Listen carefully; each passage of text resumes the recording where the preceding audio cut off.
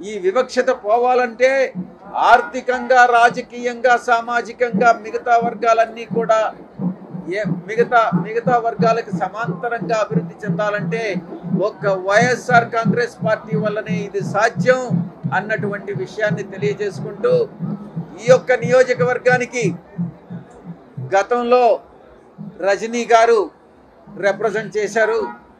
ఆమె రాష్ట్ర స్థాయి నాయకురాలిగా ఈరోజు ఎదిగారు బీసీ సామాజిక వర్గంలో. ఇదే బీసీ సాధికారతకి ఒక చిహ్నం, మీ యొక్క నియోజకవర్గం ఒక చిహ్నం.